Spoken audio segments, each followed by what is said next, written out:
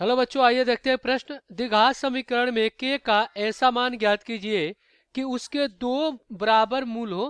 k x कोष्टक में x minus 2 plus 6 बराबर 0। तो अब हम क्या करेंगे, यहाँ पे मुख्य अवधारणा लिखेंगे। मुख्य अवधारणा, तो ये क्या होगा इस प्रश्न के लिए।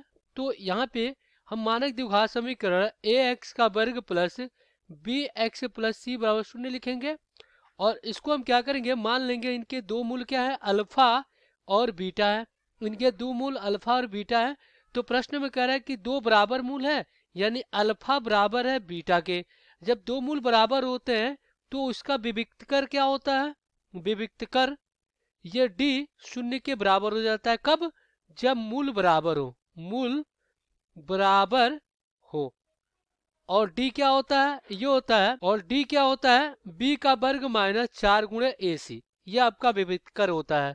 अब हम क्या करेंगे, इसको हल कर लेंगे। चलिए हमारे पास जो समीकरण है उसको लिख लेते हैं। ये क्या है, के एक्स कोष्टक में एक्स माइनस 2 प्लस 6 बराबर 0। तो इसका गुणा कराएंगे अंदर, तो क्या हो जाएगा, के एक्स का वर्ग माइनस 2 के एक्स प्लस 6 बराबर 0।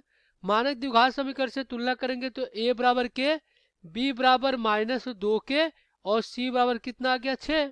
अब हम क्या करेंगे, यहाँ पे रख देंगे, तो ये क्या हो जाएगा, b का वर्ग यानी माइनस 2 के का वर्ग माइनस 4 गुणे ए सी के, और गुणे में बराबर आपका क्या हो जाएगा, 0 हो जाएगा। माइनस का वर्ग प्लस 4 के का वर्ग हो जाएगा, और माइनस क्या हो जाएगा, 4 6 24 के, और बराबर में 0 हो जाएगा।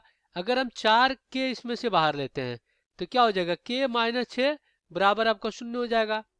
अब देखिए यहाँ से 4 के बराबर 0 और के माइनस 6 बराबर 0। तो यहाँ से के का मान एक 0 आ गया, और यहाँ से के का मान क्या आ गया, 6 आ गया। तो यहाँ पे के का मान 0 नहीं लेंगे। क्यों नहीं लेंगे? क्योंकि अगर यहाँ पे अगर हम के का मान 0 रख देते हो तो ये द्विघात समीकरण बनेगा नहीं। ये क्या हो जाएगा, द्विघात समीकरण, ये एक्स का वर्ग क्या हो जाएगा, 0 हो जाएगा।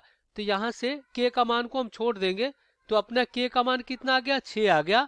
और यही क्या हो जाएगा, आपका उत्तर हो जाएगा। आशा करते हैं बच्चों ये प्रश्न आपको समझ में आया होगा। धन्यवाद।